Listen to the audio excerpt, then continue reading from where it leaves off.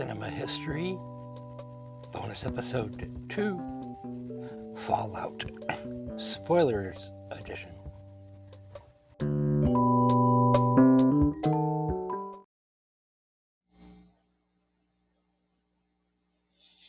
There will come soft rains, and the smell of the ground, and swallows circling with their shimmering sounds, and frogs in the pools singing at night, and wild plum trees in tumultuous white. Robins will wear their feathery fire, whistling their whims on a low fence wire, and not one will care.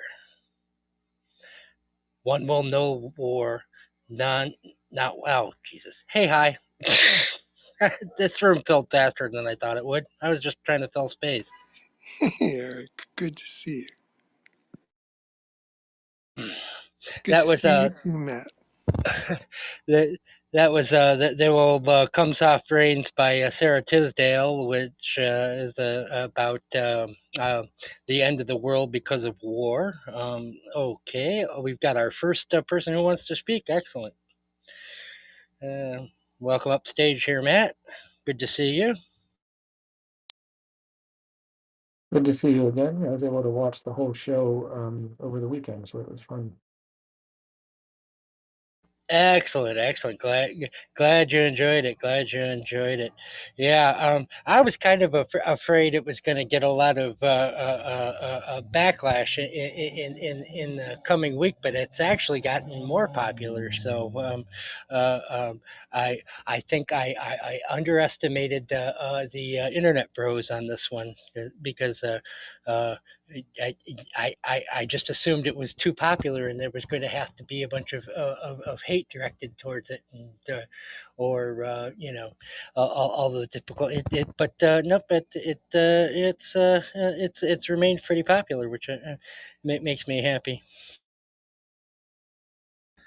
Although I have to admit, I don't read the comments on these things anymore, so it may be all there because the last time I read the comments on anything Bethesda related, afterwards I was like, people have had a run. Maybe theirs should be destroyed by fire, but anyway, we decided last time to allow people to kind of catch up with the show before we did any spoilers. So, warning, there will be spoilers in this. I also put it in the title. And also, Clubhouse wants us to have these trigger warnings. And I'm just going to say we'll be discussing pretty much anything that Clubhouse means when they say trigger warnings, because it's all in here. Violence, things of a sexual nature, trauma, all of it. So, if you're sensitive and don't want to discuss these type of things, hey, no one will lose respect for you, and we'll catch you for the next room. I'm gonna let you guys just kind of talk first, and then I do have some notes that I wanted to go over, and not a real long room, but I just kind of wanted to have one where we could discuss the show without having to kind of watch our tongues for fear of giving away things. So we'll go in PTR order, and hi, if you thought of anything, being able to reflect on this through a week and not having to worry about spoilers. Sure. Thank you. Again, good to see both of you. And hello, MD. Hope more people trickle in as we go on. I do want to just say as an admin point that this room is normally on Thursdays at 5 p.m. Eastern when it covers movies.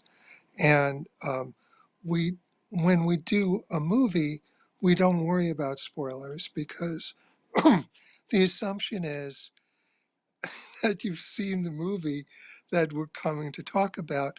And it's generally, we're talking about, an hour and a half, 2 hours, 2.5 hours.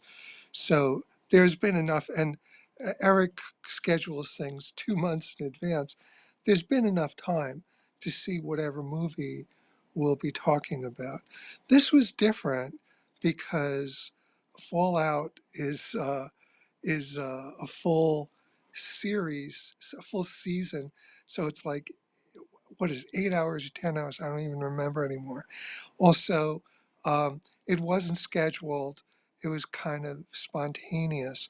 So that's why we didn't want to do spoilers last week, because it was kind of last minute and there were people who just seen the first episode of a second episode of a third episode, and so it seemed reasonable to be sensitive to their situation. But I just wanted to emphasize, for Thursdays, the spoilers thing doesn't apply to the movie that we're talking about that day.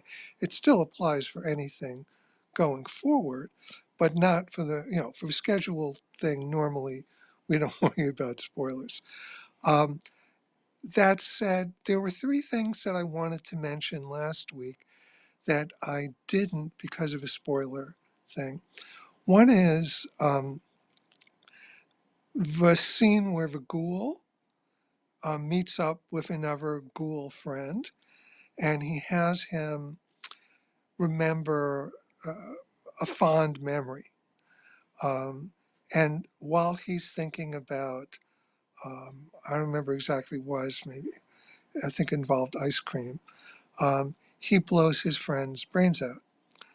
And then he splits his friend open and eats him. And so when he started trading memories, I thought, maybe this is a bonding moment. This is what he does with friends. Then when he killed him, then I realized, no, it wasn't that. He actually had a very specific thing in mind that most people might not realize. Because another explanation is he wanted to put him at ease so that he wouldn't expect what happened, or he wanted him to die with a happy memory, which are all plausible explanations, but I don't think that's what it was. What I think it was is, if an animal knows it's about to die, it will its body will flood with fear hormones, and that can really damage the quality of the meat, and can make it a much less healthy thing to consume. But if the animal dies while it's a state of serenity and peace, then you're just going to have uh, happy hormones in the meat, and the meat will be fine and it'll taste better and it'll be better for you. So, what I think he was doing was preparing his meat. Um, and I think that's a really clever thing that they did, and they didn't explain it. And I love if they didn't. So, what it means to me is what happens throughout the series, which is that they have they've put so much care into the details of every step of the way. And this is just one example of how much thought and care they put into the details. They don't even explain that that's what they're doing, but at least to me, I think that's what they were doing. And so I love that scene for both the thought that went into it and the fact that they didn't explain it, just like they don't explain the left feet, everybody's left foot being injured, which Eric kindly explained last week. Again, they just have these things they put in and they don't explain them, but they're there for people who want to dig and figure stuff out. That's one of the reasons this series is great. Um, the other two things I wanted to mention quickly both involve the end. One is that the lead character, the girl, there is a kind of a promise when she meets the ghoul. He tells her to go back in the vault, and she won't. He says, "Oh, if you stay out here, you might survive, but you're going to be a different animal at the end." And that was basically a promise that the series made to us as viewers. And I thought it was really interesting that at the end, it was a promise that was both kept and not kept. It wasn't black and white. She's certainly different at the end from that moment, but she's also in fundamental ways the same person. So when the last thing she says is "okie dokie," it's really, again, really clever, because on the one hand she says "okie dokie" with a lot less um, confidence, and with a lot more wisdom as to how many things can happen that'll be unexpected. But she still does say "okie dokie." So it's like she's changed, but she's not fundamentally a different. She's still a decent human being, and she still cares about doing the right thing. She just is better prepared to deal with a ruthless, vicious world than she was when she started. So I thought that was really well done as well. And lastly, I really was fascinated by the revelation that a corporation destroyed the world because it was A, their fiscal responsibility, which is a fascinating idea, and B, basically because they were tribal. That tribalism destroyed the world. They felt, well, our tribe is better than all the other tribes, so we're going to make our tribe survive. That's what really matters. And that's, a really interesting concept that has very direct application to America right now in this election year. Um, also the idea that each person there gets their own vault, because they all have different ideas of how to rule the world, and so they all get to try different things in their own vault.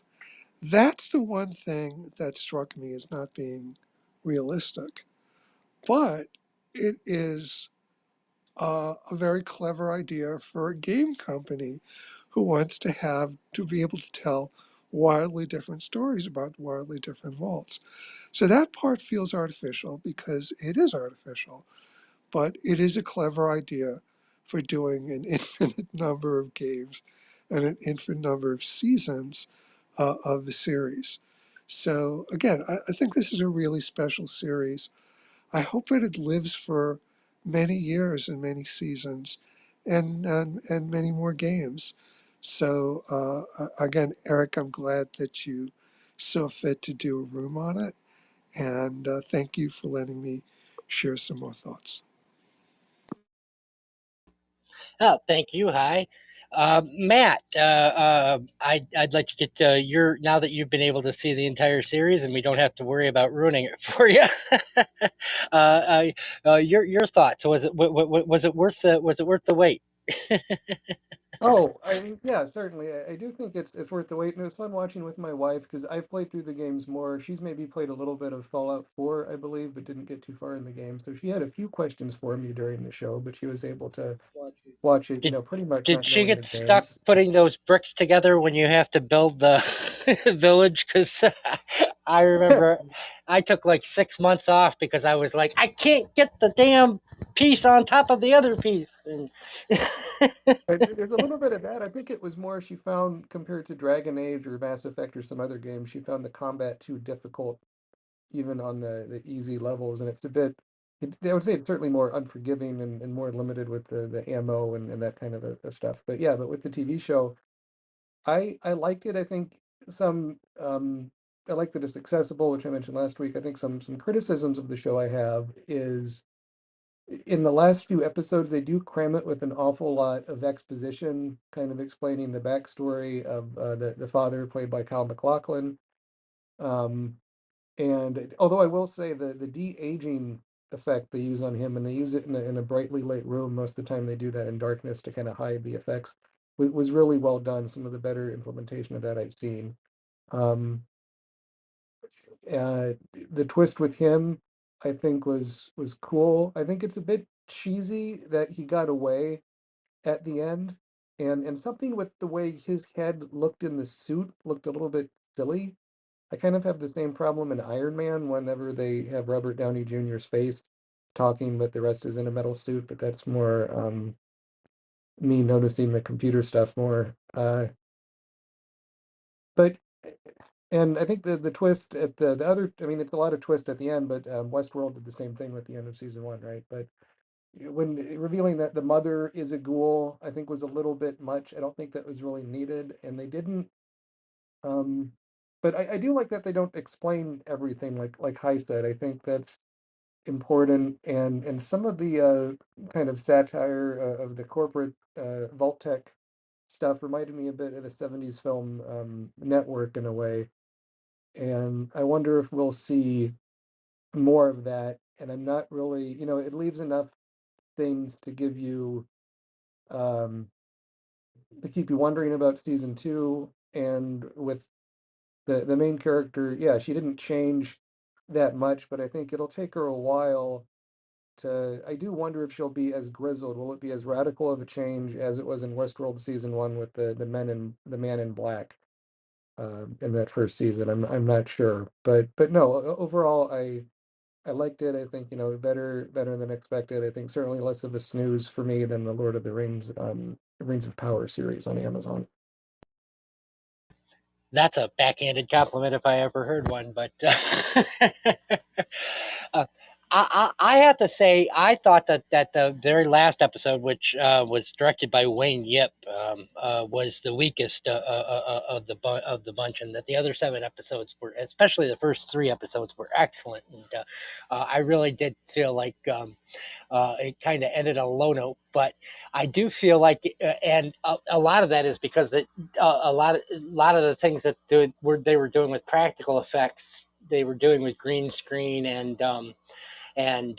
CGI in the last episode, and so I wonder if that last episode was kind of hurriedly put together because it's not really up to uh, the rest, in terms of the shot selection and things like that. But now I did play Fallout 3 and Fallout 4, although Fallout 4 wasn't my favorite, and I did enjoy playing Fallout New Vegas, although I never actually finished the game. But the controls on it were a lot easier than Fallout 4, and it was actually more enjoyable for me. Uh, I just didn't have 100 hours in my life to finish playing a game at that point in time in my life. But uh, uh, what I loved in this was the film references, though, especially in those first three episodes. Hai and I were in a room our friend Sela ran on a film called Yojimbo um, by Akira Kurosawa. And when that dog walks in with a hand in its mouth, for a moment I thought, oh my God, they're redoing Yojimbo. It's in this town that's completely abandoned, and they're destroying this town, and then of course the ghoul shows up. Walton Goggins shows up with his Clint Eastwood hat, and I was like, oh shit, I forgot they remade Yojimbo as The Good and the Bad and the Ugly with Clint Eastwood, and all of this is from The Good and the Bad and the Ugly, and and my heart kind of sank for a moment because I was like, damn it, I was, I was all in Kurosawa mode. But then they moved to that slow motion violence scene, and somebody's leg gets taken out with a doll's arm in slow motion, and it looks exact, and it's framed exactly like the final shootout in Sam Peckinpah's The Wild Bunch. And suddenly I see that they're satiring that, because but it also reminded me of something from the game, because of course the junk gun, where you could take any garbage that you had and load it into a gun and use it as ammunition, was what was being used, and that's why it's a doll's arm instead of a bullet taking that person out. But that slow motion, boo, and I was like, oh my God, this is Sam Peckinpah. And then when when the scientist tells her to take his head, and she's traveling around with this head, and every shot, include the tracks, all of it is framed exactly like Sam Peckinpah's "Bring Me the Head of Alfredo Garcia," and the flies start swarming around that head, and then the camera pulls back, and it's the exact same sign from Two Sisters or Two Mules for Sister Sarah. I was like, oh my God, I'm in 70s Western parody heaven. These are people who watched the same garbage that I did and are making fun of it for the exact same reasons I did. And so, and I was hooked for the series by then. And then after episodes 4 and 5 kind of slowed down for me, because they kind of the editing became a lot faster. They became a little bit more superhero-y, but the humor was there, and it was the humor that kept me going until they get to the other vault, which is like a little Ealing comedy for 2 episodes in the center of this series, and the fact that Maximus is willing to trade his principles for a cozy robe and oysters and house slippers, and the fact that he keeps instead of calling her Julie, the one eye, the guy with the one eye putting the glasses on to be able to see better, even though it has 2 spectrum, like all of that, and yet. And this is a point that Hai made last week that I gave a lot of thought to, because I did actually watch the series a second time in a little bit smaller increments, like 1 episode a night over the last week. Your pace for this, because this is comic relief in a dramatic show. If this had been all comedy from beginning to the end, and you had the harsh violence, it would have seemed. And I thought of a movie like that in the movie Silver Streak, which seems very, very comic, but then just the violence comes in very, very heavy-handedly. This paces itself very, very well. And so when you have that comic interlude, it's comic in retrospect, because at the time you actually are, I was anyway, in suspense that these people were up to no good, that they were that they were doing medical mutations, that they, and all of these things. And the way the show is paced with the humor, for parts of it, for those episodes that I thought were just okay, it felt like you couldn't have any drama or any stakes, because it was just constantly undercut with a joke, and this is something I don't like in Marvel either right now, is that there just doesn't seem to be any stakes. For instance, when the Ghoul puts the lasso around her neck and mocks her for the golden rule. So the golden rule is thou shalt not get distracted, or thou shalt get distracted by bullshit. You've undercut the scene, so we don't really have any stakes in it. And that kind of pacing, it didn't work for me, but it worked for me in those two episodes. But my problem with the last episode, besides what you said, is that the last episode doesn't have any kind of transition to the episodes that went before it. It feels like a separate animal, not just in the way it's filmed, not just in the different kind of lenses that they use, not just that they were using green screen technology instead of shooting on sets, but it is a lot of people sitting around talking for most of it in what has been a slam bang action, quick cut action show. And they talk and they talk and they talk and they talk. And then they talk and they talk. And then they cut to flashbacks of people who talk. And then they talk. And then they finally get to the big place and we're going to sit around and talk. And I am really looking forward to the next season because I realized that the reason they had to have an episode like that was to set up a lot of things for the next season. And I'm excited by the fact that when Kyle MacLachlan's father character goes, he's going to New Vegas, and that the ending show the New Vegas as a completely abandoned city, which excites me a lot more than if it had been the bustling city from 17 years before of the game, because now, you can kind of theorize, and I'd maybe like to hear you guys' theory. Like, he's been the overseer of that vault. Maybe he'll retake over New Vegas and start running New Vegas again, and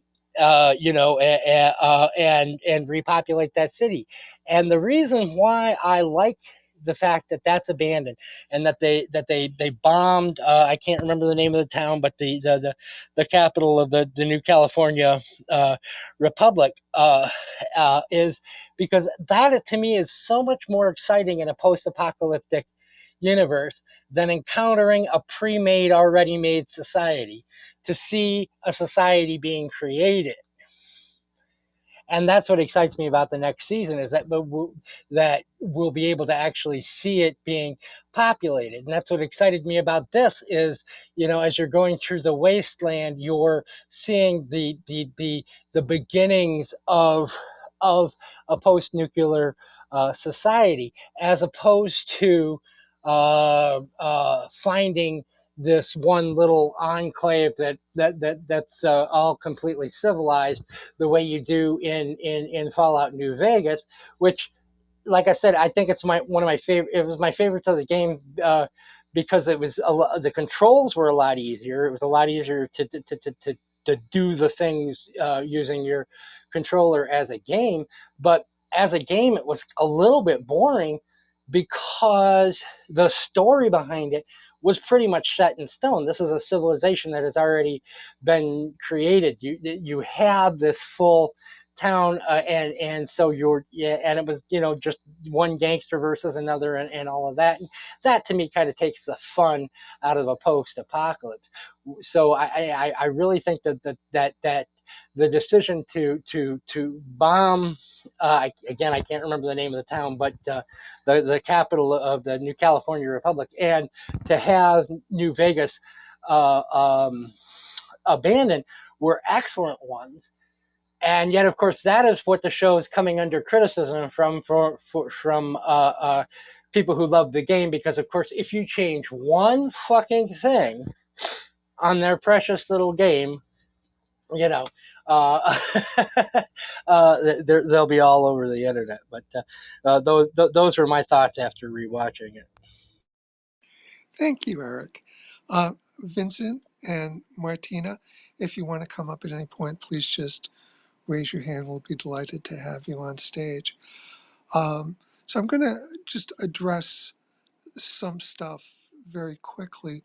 Um, the Yojimbo remake was not The Good, Bad, and the Ugly. It was A Fistful of Dollars. Um, and they are they are not junk. They are wonderful movies. Um, and the the one-eyed guy called Lucy Goosey because he didn't have the vision to see her name plate clearly. Um, don't knock Marvel. Marvel is actually, I think, Marvel made its billions on finding precisely the right balance between drama and comedy. Uh, the more recent Marvel movies have simply been bad. They have not followed the formula. It's not really because it's not really a formula.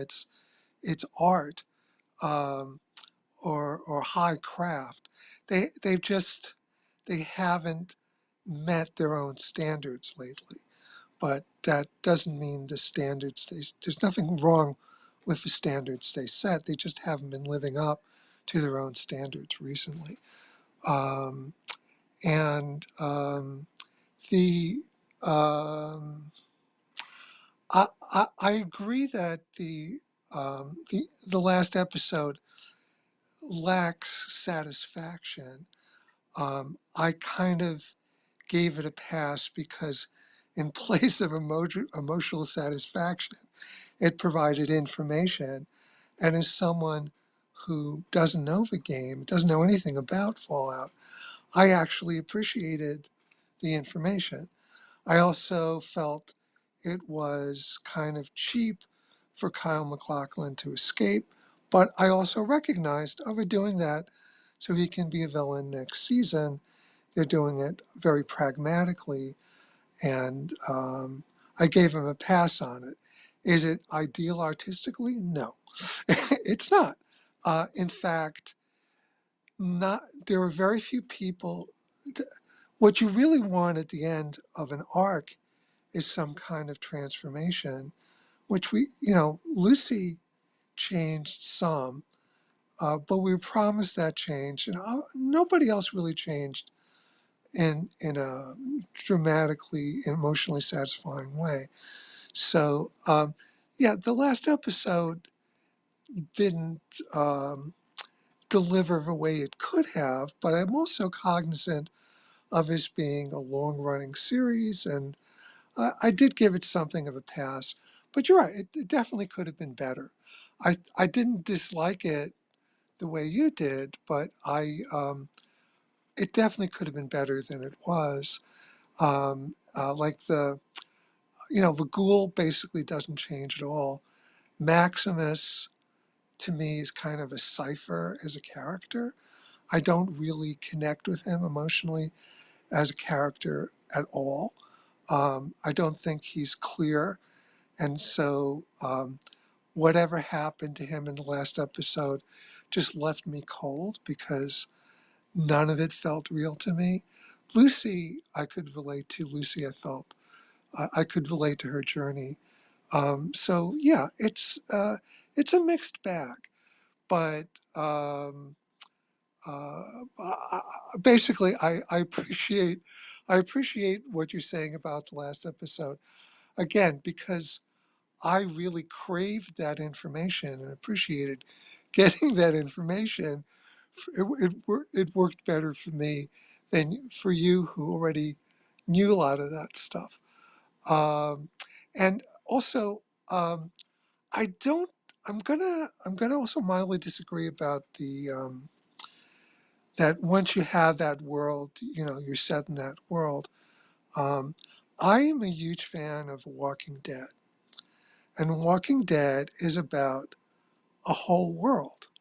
And when they want to show some kind of different flavor of an apocalypse, they just go to a different location, because the world is big and there are a lot of different people, a lot of different types of people.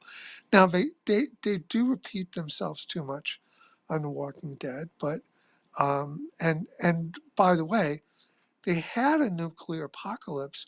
And for the first time, based on what you said, I'm wondering if they were ripping off Fallout by doing that. But it was very unsuccessful. Their nuclear apocalypse was, they really wasted the they had an atomic bomb go off, and it was the effect that happened for the amount of emotional trauma that goes into having a bomb go off. It was pathetic how little they did with that. So,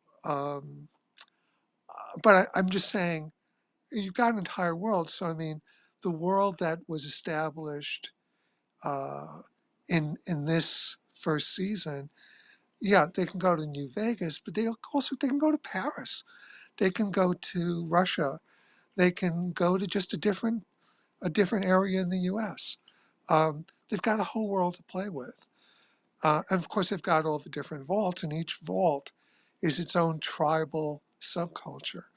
So I'm not I don't feel that they needed to change Vegas.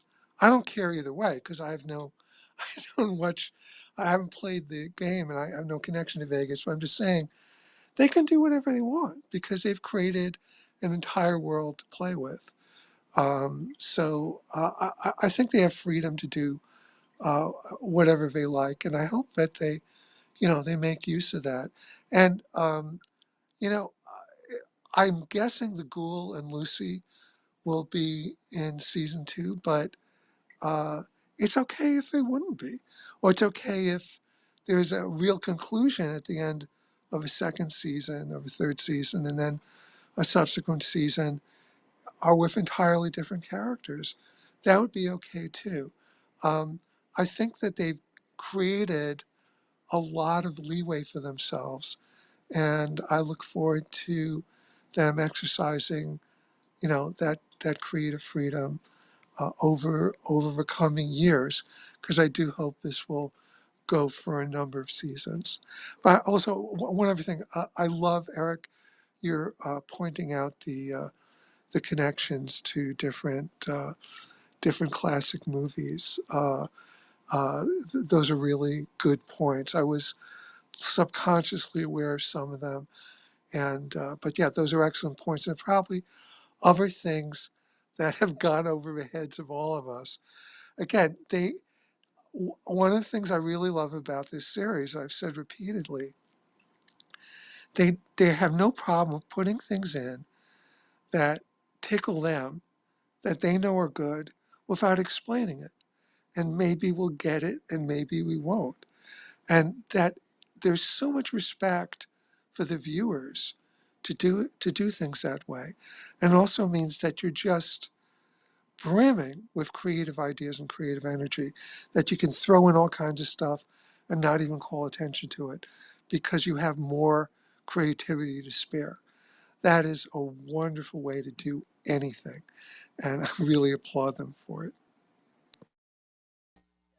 I do want to make a point about because you made a good point about Maximus kind of being a cipher, and Matt, I don't know if you've ever tried this in any of the Fallout games. I did it in Fallout 3, but there's a setting called Idiot Savant where you can set your character's intelligence to like 0 and his luck and charisma off the charts, and he'll just absolutely bungle and luck into pretty much all of the prizes in the game, and it's a very fun way to play. And to me, I think that was what they were setting up. with Maximus' character was as if somebody was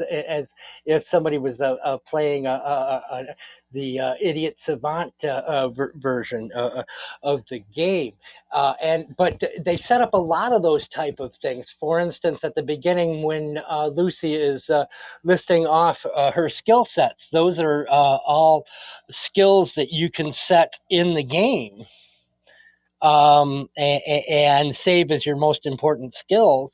And the really cool thing is it's not a throwaway joke or a throwaway reference, because it keeps coming back to those skills that she pointed out at the beginning of the game. So you see that she's pretty handy with things. On the other hand, you also see that she's not particularly proficient with firearms, and that comes up again and again. And I thought, from a game playing point of view, that was great. As far as when I was talking about junk westerns, I was talking about those extreme. I wasn't talking about the Sergio Leone films, which since I'm the guy who confused the Fistful of Dollars with the Good, the Bad, and the Ugly, and I'm just lucky I didn't say Once Upon a Time in the West, because they all merged together for me. You can tell I'm not the biggest Sergio Leone fan, but I'm not calling that junk. When I say junk westerns, I'm talking about those really violent, borderline exploitation westerns Sam Peckinpah made at the end of his career, that Sam Fuller was making in the late 60s and early 1970s, that AIM Films was producing, and those type of things, which I have always said I consider camp to be a legitimate art form, and I can enjoy camp for camp's sake, but I don't expect everyone else to. And so when I say that they're making fun of the same junk that I am, I'm not talking about Sergio Leone, who, despite my obvious lack of knowledge of his, even though I've seen the films, I've seen them once many, many years ago, and they just didn't impress me enough to watch them again and again, I acknowledge as classics. I was referring to the references that they're making to things like Two Mules for Sister Sarah, or A Loco from Poco, or those type of films, which they do all the way throughout, and it's all in kind of the framing, and it's something. Instead of going through one at a time, and I just would like to point out an example I know that you'll understand, Hi. It is, for instance, the framing of in one of your favorite films, Raiders of the Lost Ark, when they are coming into that village where the three of them are walking, and it is exactly framed to look like the same shot in Gunga Din. They do that time and time and time again, and where Spielberg is using that both as, hey, this is a great way to frame the shot to transmit the information, and also in an artistic way, but it also has that second layer to, hey, those who saw Gunga Din are going to recognize that, and you're going to get that feeling from Gunga Din, and you're going to realize that we're in the same kind of a mode. That is what, and it's especially Nolan in the first 3 episodes, is doing with these with these framings. And just as I don't think Spielberg is ripping off George Stevens in that case, I don't think I think Nolan, I think it's a direct homage, but there is some making fun of it as well, because where Sam Peckinpah is got it slow motion for a beat or a minute, Nolan has it slow motion for the entirety of the shot, and so he's gone past Peckinpah to the point where you're not going to miss it. Where and it becomes funnier the longer he holds on that the slow motion shot. So you see that doll's arm, or it might be a doll's leg, coming out of that gun for a good 25, 30 seconds before it hits. And then when it hits, it makes a loud noise that sounds like somebody's throwing a ping pong ball against a leather couch. And it is perfect, because uh, just framing it and doing it in the way that Peckinpah did isn't enough to bring the laugh about the fact that it is reductio ad absurdum. That is to say, he has reduced it to its most absurd elements, and that brought a huge belly laugh for me because it reminded me so much of what I both love and hate about what I call those junk westerns. So I'll let Matt talk because Matt hasn't talked for a while, but I just wanted to say, I don't think you'd call them junk. And I, I think rather than making fun, I would say they're having fun with it. But I love all your insights. I just, I'm just saying you're using overly negative language. Um, and I think we, we agree. I'm just calling, I'm just saying maybe you can use more positive or at least neutral language. But Matt, we'd love to hear your thoughts. Sure. Just real quick, the junk western is a perfectly acceptable phrase, even among the people who made those films for that particular genre. It's just what they're called. So it's not I'm not moralizing when I call them that. Cool. Thanks. Where was I going? Yeah, a few thoughts. I mean, you mentioned like film homages, the episodes where it's set in that one kind of idealized shelter or vault, excuse me, with the mutants. It reminded me a bit of like The Wicker Man or more recently Midsommar, some of the cult stuff that happens later in that episode. Also with Chris Parnell played the I guess the overseer there, the guy with the one eye who calls Lucy Goosey, which was a dumb joke, but it made me laugh every time. And it made me think that if he were still alive, the late Phil Hartman would have been good in that part, as it had that sort of vibe to me of the characters he would play on Saturday Night Live. And anyhow, I think with the Maximus, some of his stuff, his arc reminded me a little bit of like a Full Metal Jacket kind of thing because he ended up or Platoon, like where he fragged the superior, and there's some other training stuff. But even though this season was 8 episodes, it felt like it could have been 10. It felt a little bit rushed towards the end, and maybe I just missed it, but I'm not sure how they dropped.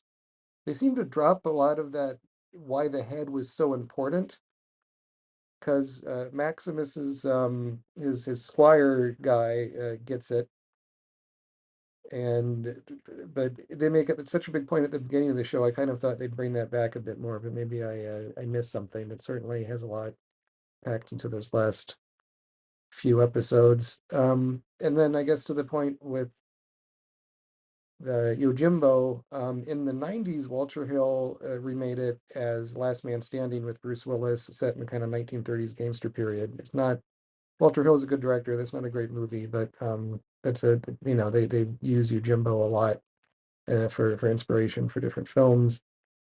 And the slow motion, for me, it was more of a games reference because you have something called VATS in the later games where it slows down to slow motion, kind of like in the Matrix, and then you can target specific body parts, and it's almost like a Terminator mode where it says, oh, you have a 95% chance of hitting the brain or the thigh or the leg, and you can blow off limbs, like they do often in this show. But yeah, overall, just excited for season 2. I hope they kind of get more into the different factions and stuff because different people have to survive in the Fallout world differently. Season 1's a good example of world building, and I hope they don't I was talking to my sister about this over lunch, but I hope they don't get too self-serious, like I felt like Westworld did in some of the later seasons. And just there's a good interview with the one of the creators of the original game, and he said he liked the Fallout series and it got the tone right, which is the hardest thing to do. It's easy to make it too silly. And then he also added that in his sort of version of the canon for Fallout, not that he works on the games anymore, he thought that the corporation is not that Vault-Tec is not responsible for launching the bomb, but that they did have bombs to launch as a contingency plan, which I think was interesting, but he wouldn't really go into more detail, unfortunately, about what he meant by that. But then he wouldn't, would he? No, that's the thing. And I think I read somewhere, there's been a few novels based on video games, and I think the Fallout you could do pretty good with like books or comic books and stuff set in that universe, but they haven't done a whole lot of that. And I think that's a bit surprising because there's a lot you could mine there potentially. Yeah, they have a Fallout Wikipedia where you can look up all of the different lore, and I haven't been on it yet because I've got so many rabbit holes. I didn't want to add another one to my life, but yeah, because every single vault has its own different story. Now, I did play the prequel, the Fallout 72. I think I mentioned that last time, which explains a lot of the lore. And I'm glad they didn't go that route and that they set it after the game, because as you pointed out, that's what makes me look forward to next season, because they can do anything with it now because it's not taking place within the game or before it's not a prequel and it's not within the time period of the game, you know.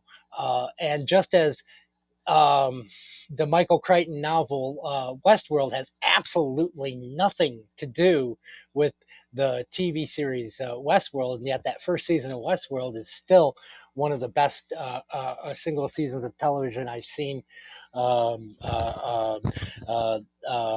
since I would probably say since Deadwood. Um, uh, you know, they can do that with the second season of this as well because they built the world, and now they can do pretty much anything they want with it, which is terrific. I did want to mention one other movie reference that I forgot, which is that the name of the Cooper Howard movie that he's filming is A Man and His Dog, and that is, of course, is a reference to a film with Don Johnson and what's his name? Shoot, but a boy. It was called A Boy and His Dog, and with a screenplay by Harlan Ellison. Harlan Ellison. Harlan Ellison, Yeah, yeah. Well, yeah, which took place. there's another Uh, reference I'm really glad you mentioned that because the episode where she's betrothed, episode 1 or episode 2, when she's betrothed and they have a wedding, and then she comes in and uh, she said the first thing when they're alone is he takes his clothes off, um, and because he's a breeder. That's A Boy and His Dog. They bring in, they capture the hero who is in fact a raider in A Boy and His Dog. This is a spoiler, but you know, for anyone who doesn't, but I mean, I highly recommend A Boy and His Dog. It's a wonderful short story and wonderful movie. Um, but yeah, Don Johnson, he was a raider, and this underground society, very much a vault society, captures him to because their men no longer have vitality in their sperm to breed, and so they want him to breed. And he's has this wonderful scene where he's like taking off he starts to take off his clothing. He's all enthusiastic about the idea, and they say, "Oh no, we're just going to take your sperm," and they um, they strap him up to a chair, and he can't move, and they're gonna that's the way they're gonna do it. And but in this case, it's the version that Don Johnson was hoping for, where they do actually have sex. And I remember, it really really struck me when he said afterward, while he's trying to kill her, today was the best day of my life. Um, and it's just wonderful mixing of, I have to kill you. That's what I do. But it was great. It was great being with you. um, and so it was that to me is one of the most delicious moments of the series, and it absolutely made me think of A Boy and His Dog. Um, every time I think of that, I think of A Boy and His Dog. So I'm so glad, Eric, that you mentioned that. I'm sorry to interrupt, but I just got really enthusiastic about your No, no, mention. no Please problem. go ahead. What that was the story I was going to tell. But the thing is, I almost want to go back and rewatch the Cyclops episodes. Number one, because I love Chris Parnell anyway. He's always been one of my favorite comedians. But because Matt brought up that it reminded him of The Wicker Man, which is one of my favorite films ever. Which we have to do that in UK cinema history one of these days. The Citizen Kane of horror movies, they call it. I hadn't thought of the Wicker Man until you brought it up, Matt. But I kind of want to rewatch those two episodes again because I'm placing the Wicker. I can't quite touch it, but I'm placing the Wicker Man feeling in that sacrifice scene. Uh, uh, um, uh, Especially since that's the one scene with nudity, which of course is the one thing I remember most from the Wicker Man is there were a lot of boobs.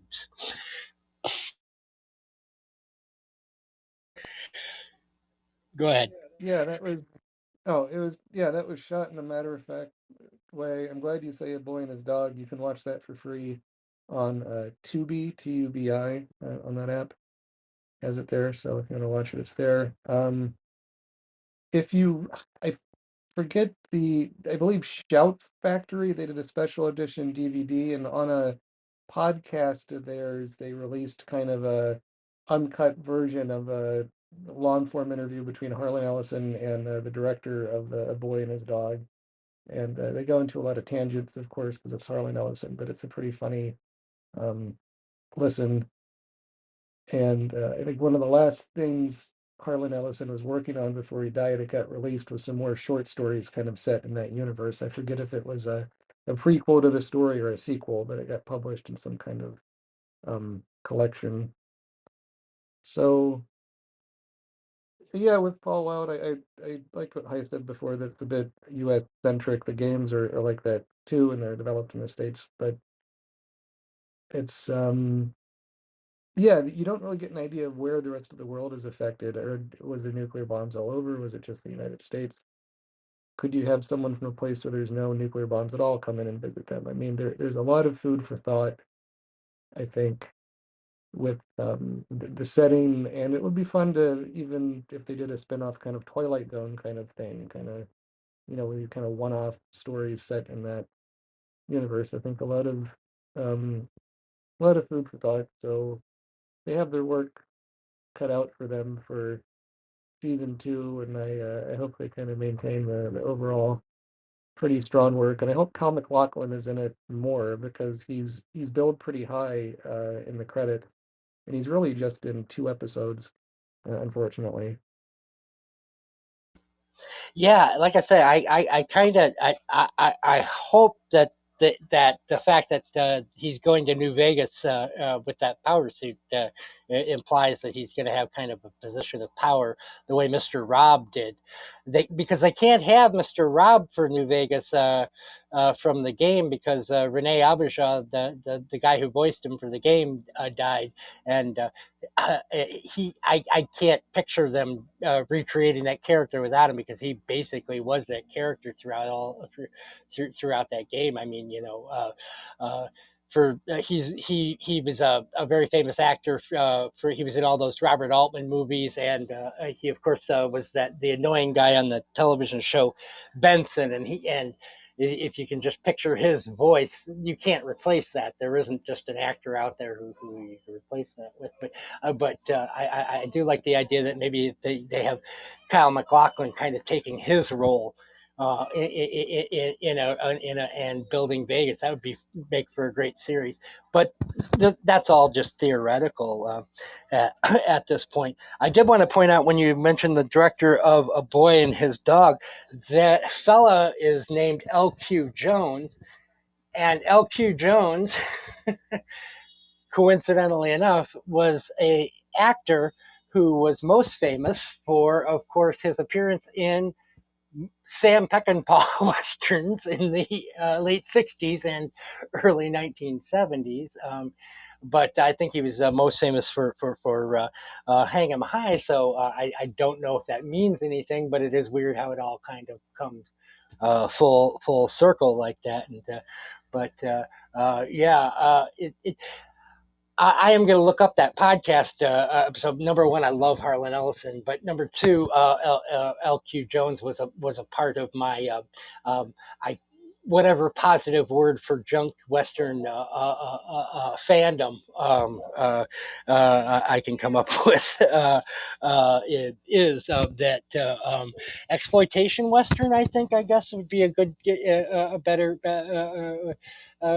phrase for it. Anyway, but I'll come up with one the next time I'm talking about that particular phase of my life. But What decade is that? Started around 1966 and it ended in 74, 75, about the same time that the unions started demanding that these you couldn't take camera crews across the border to Mexico and film them anymore without a union crew. So 74, 75. Okay, you could Oh, call them thank you for. 70s. You could call them 70s westerns. Yeah, I suppose so. Yeah, but there are good '70s westerns too. So I don't know. The phrase was actually invented by Roger Corman. Oh, yeah, but Who he's got his he was the one who called he's the one who called yeah, them he's junk got an westerns, agenda. and that's why. Yeah, he's got his own Yeah, insecurities. Uh, yeah, that's not a reason because Roger Corman said something is not a reason to follow in his footsteps.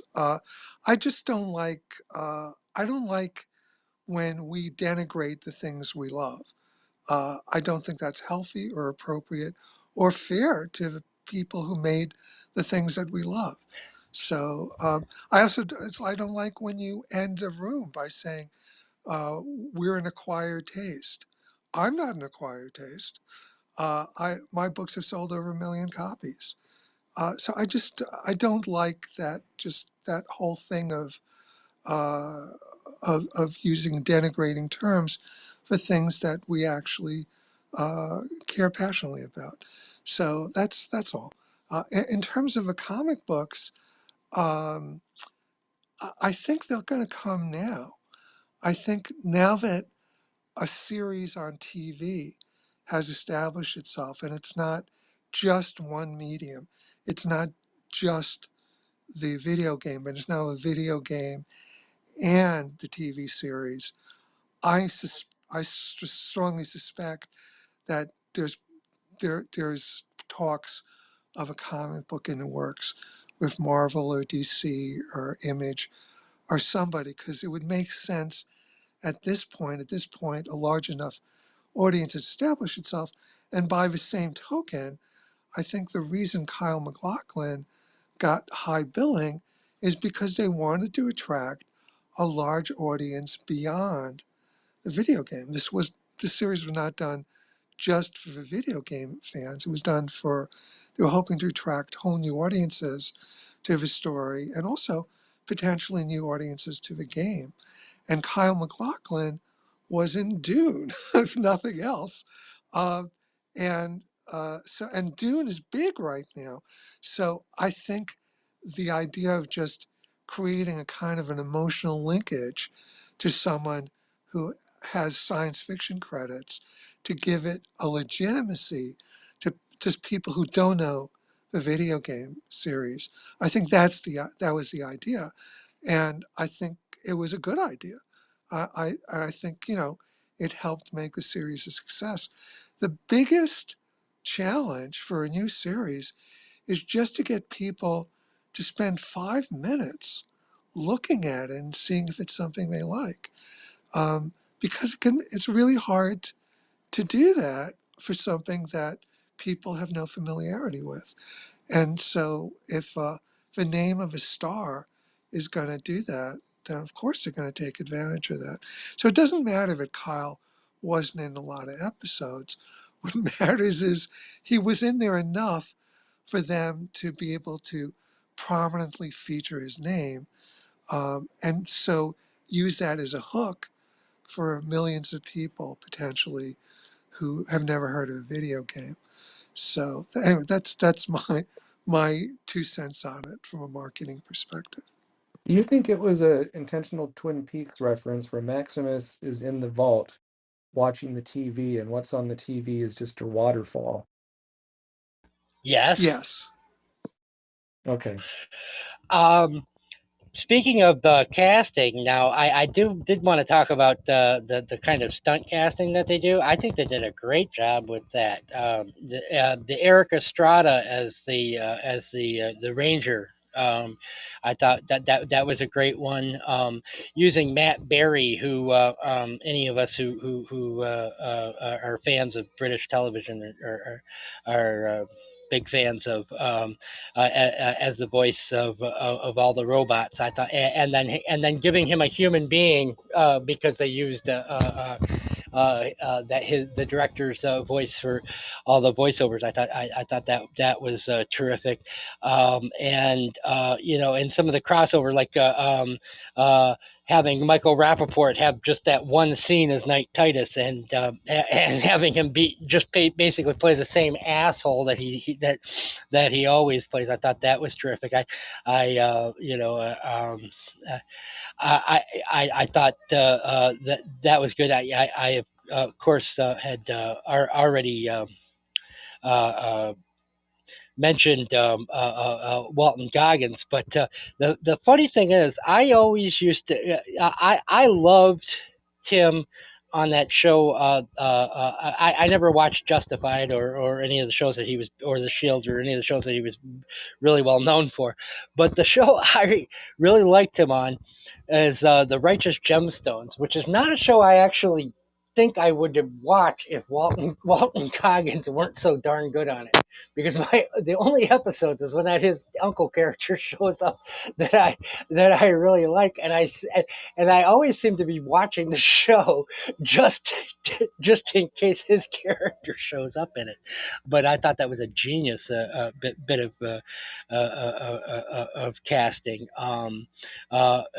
Because now, even though like I said, I really haven't watched Justified or The Shield, I knew him from those because he is so well known for them, and I realized just what that carries with it. But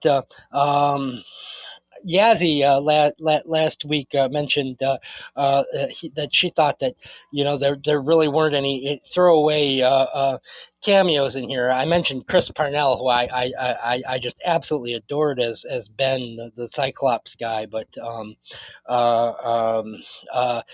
Fred Armisen's little thing as that kind of DJ with the mid range, and I said, well, that one kind of felt like a part that was written for a cameo, and rewatched this weekend. No, Yazzie was correct. That scene is perfect and it is hilarious. And I don't know how I missed it. And Armisen is perfect for it because we're carrying our with us Armison's other roles in like Portlandia and that pretentious kind of fellow he normally plays. And so, by putting him in that where he's playing this obnoxious, awful sounding music and talking about the mid ranges in it, yeah, that too was perfect. So even the one I complained about last week, I was wrong about. But I think, yeah, I think the casting of this was perfect. I I want to say about the Armisen thing. Uh, First of all, I loved everything about it, but I also think it added.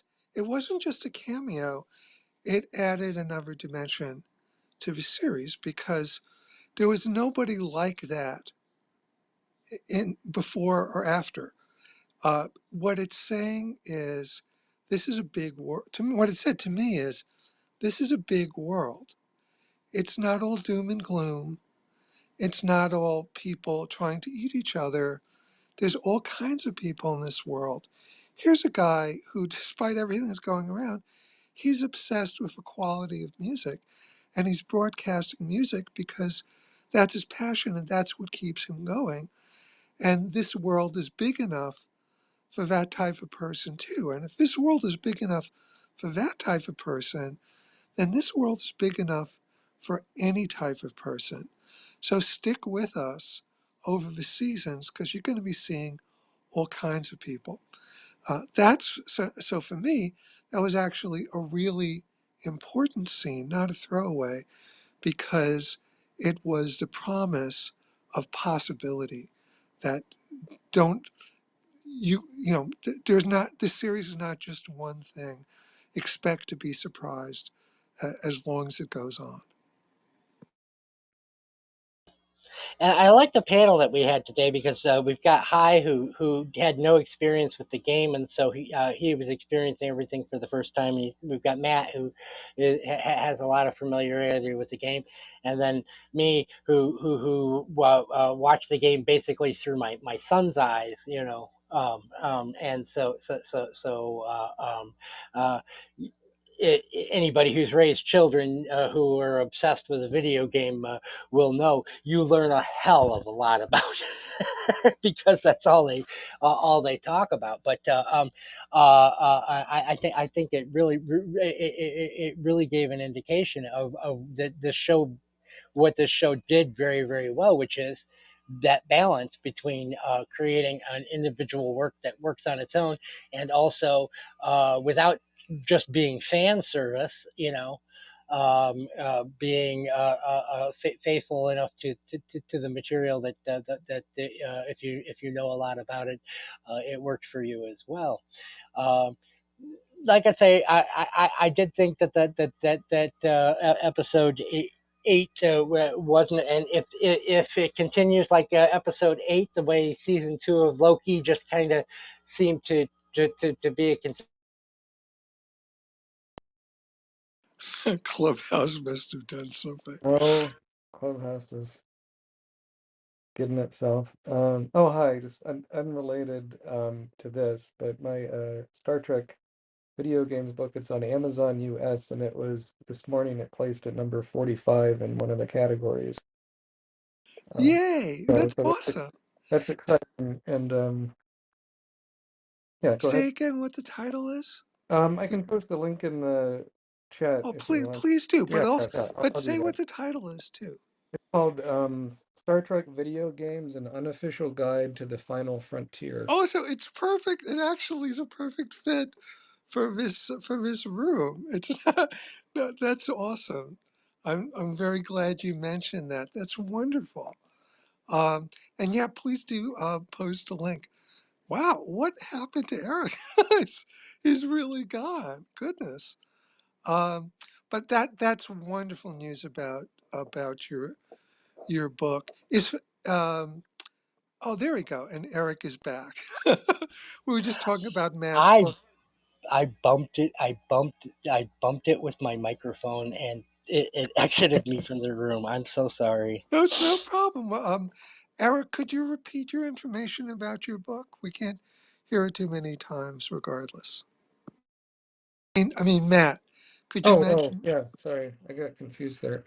Yeah, I have a book that's you can pre-order in the US. It's called Star Trek Video Games: An Unofficial Look at the Final Frontier. It's through White Owl Press, which is an imprint of Pen and Sword Books in the UK, and it's I just posted the link for it in the chat.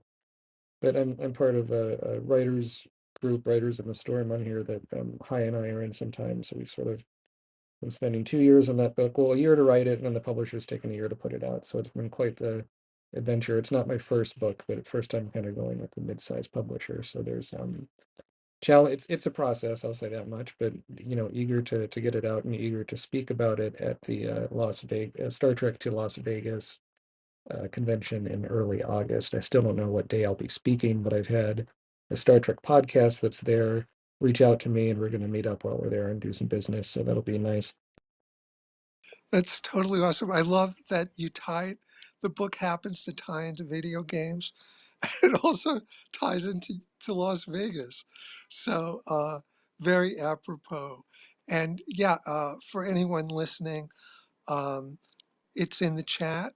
Matt also was kind enough to put a link in the chat to the Harlan Ellison podcast episode that he mentioned. So those are both tremendously helpful links that And Matt for the provided. Facebook listeners, I'll put that in the comments underneath where I put the episode. I'll put both of those links in there because you can't get because Facebook won't let you access the chat from in here.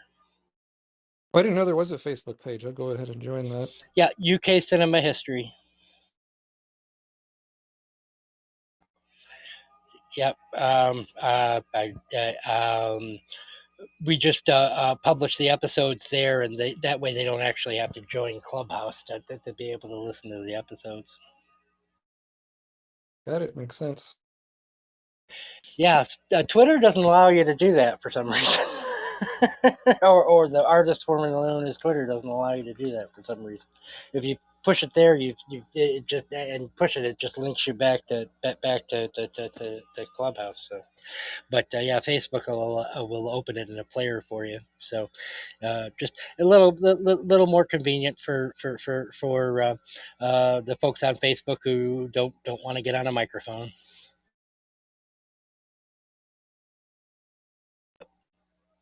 That's good to know. I'll join that as well. Oh, excellent, excellent. Yeah, I keep it pretty up to date. I change I do the same thing I do here. I promo the episodes. I change the difference is I'll repost the replays from these episodes over there, and then I get a separate tracking mechanism that way from Facebook, so I can actually see. It's pretty cool. It not only tells me how many people listen, but if somebody skips over a certain portion, it'll tell me what they're skipping over, and so if it's something that I'm saying, I know I can. Oh well, you know what? Maybe I'll tighten that up a little bit, or maybe, and so uh, uh, I kind of learned that when I start talking about long lenses versus short lenses or things like that, skip, skip, skip, skip, and so and so I've kind of learned not not to get too hyper technical with that kind of thing. So yeah, it's a good tool.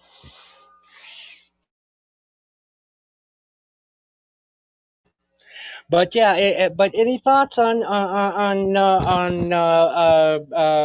questions you have for next season, or any final thoughts on Fallout? Because I think we can start kind of bringing this to a close.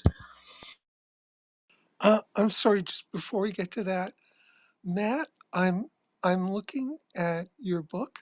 It looks very cool. I'm seeing a hardcover edition. Are there other editions like a softcover, an ebook?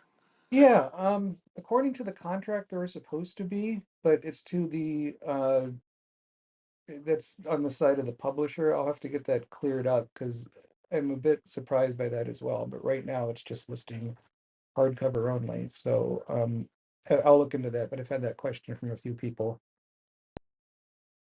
Yeah, definitely. I think it looks to me like just a glitch on your publisher's part. Um, so, but anyway, it's not. by it would be good to have it up. I mean, I think Amazon allows you to have more than one format pre-sale, but maybe it's an Amazon thing. But yeah, talk to your publisher. Also check with next time. Right, our writers' room is open. Check with you can check with some people in there who have experience with pre-sales. Because yeah, it makes if you want to let people have the option of pre-ordering, they should have the option of pre-ordering whatever format they want, especially since your publisher is going to be making it available in all three um, prose formats.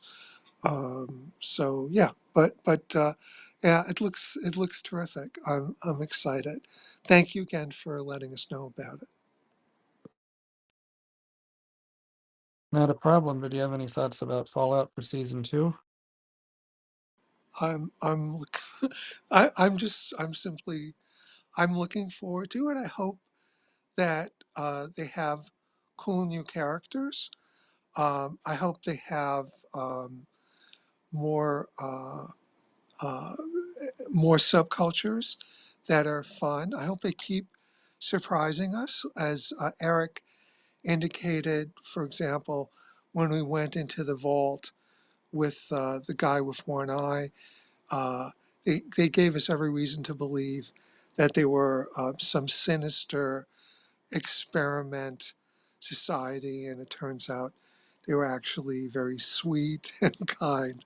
And it's Lucy who ended up being the uh, the predator and the danger in that society. And as she said, "Hey, I just threw acid in an innocent guy's face." So, which one of my favorite lines of the season. Um, so I hope they keep setting us up to think one thing and then subverting our expectations. I hope they keep throwing in things that only a certain percentage of viewers are ever going to catch. I hope it just they keep brimming, cramming it with ideas and innovation. And I hope they work a little harder on characters in season 2. Lucy's fine, but and the ghoul is lots of fun, but everybody else, there could be more character development going on. So I hope they work a little harder on that. But there's only so much. You know, different people have different skill sets and different strengths, and I really appreciate what they are able to do well. And if all they do is like, if the second season is nearly as good as this one, it'll be a triumph. So I, if they can just live up to the standards of his first season, I'll be happy. Very good, very good. Matt, your final thoughts on next season and anything that you didn't get a chance to say about this season?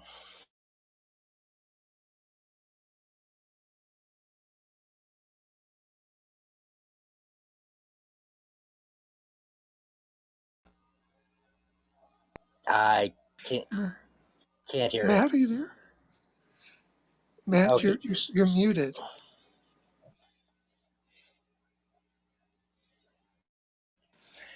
We may have lost Matt. we may have lost Matt, but he left behind the links to his book and to the Harlan Ellison interview. So so he will be with he will be with us. Well, I did want to take a chance that if he can hear us, to thank Matt for being here. Thank you, Cami, for listening. Thank you, Hi, as always, for being here. Um, Thursday, we're going to be celebrating William Shakespeare's birthday at 5 p.m. Eastern Standard Time with a discussion of Orson Welles' adaptation of Shakespeare's Henry IV, Part 1 and 2, through the eyes of John Falstaff, and the film is called Chimes at Midnight from 1965, and so that'll be our discussion. A lot of fun, very funny film in a lot of ways, but and I think as good a way to celebrate Shakespeare's birthday without actually having to get too far into the weeds with an actual big Shakespeare play. That's going to be Thursday at 5 p.m. Hi, I assume you will be here there for that because you are our faithful co-host. I, I will, and I want to say for anyone listening who's interested, um, Chimes at Midnight is part of the Criterion channel.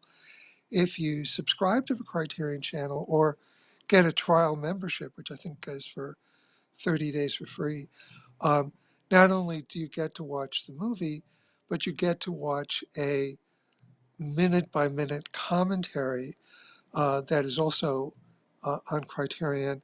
So, especially if, like me, watching Shakespeare is not just an immediate, oh, I understand exactly what's going on, that you actually, like me, need some help in understanding what's happening.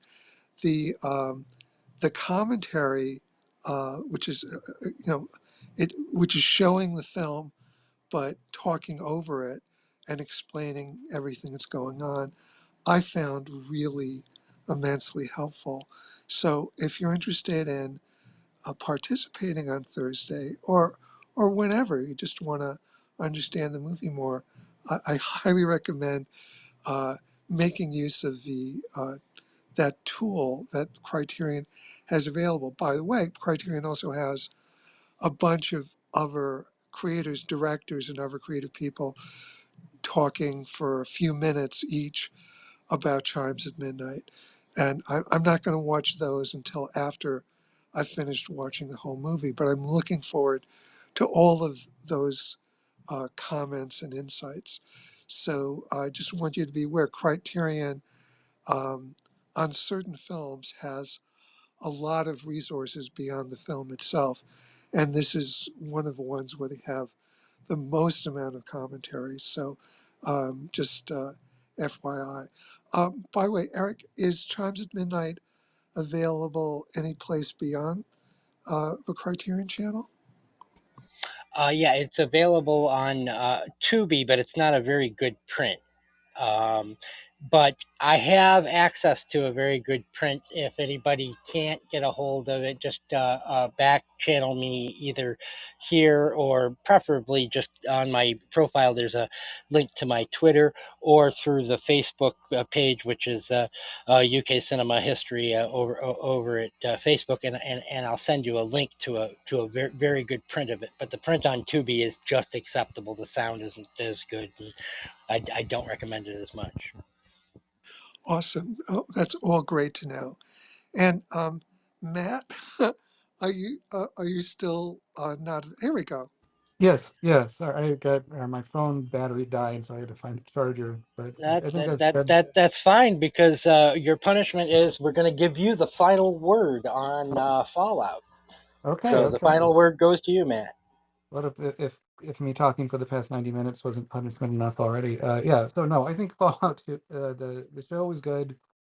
Uh, I think yeah, it could have used a few more episodes. I hope season 2 is a bit longer. I hope kind of like what Hai said about the Fred Armisen scenes. We kind of get more characters like that, where not everyone is a scumbag trying to screw you over, as tends to be the case with this sort of setting of people that feel about survival, among other things. And maybe I would say I hope it eases up on the flashbacks a bit, because I think that can be a bit take away from the thrust of the main narrative. But yeah, exciting to see what happens. And I guess as a final thing, I really hope they cast Ron Perlman as a part.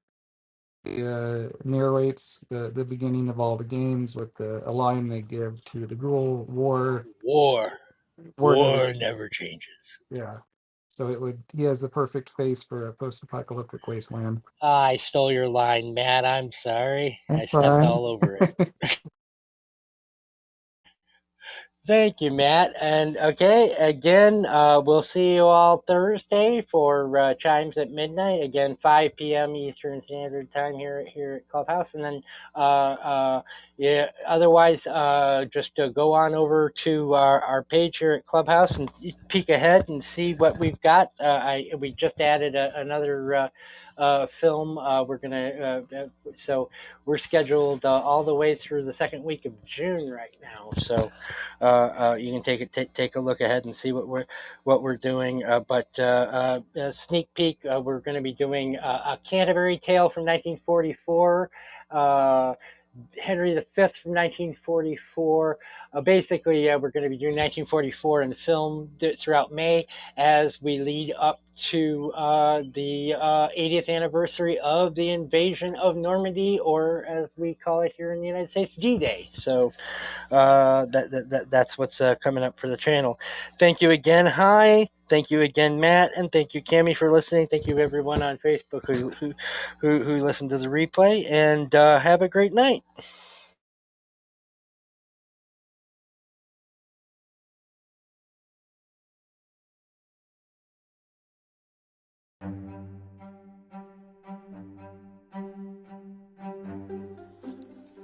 Want to join the conversation? Every Thursday, we record on the Clubhouse app. Just follow the link in the episode description, and you can be a part of our panel.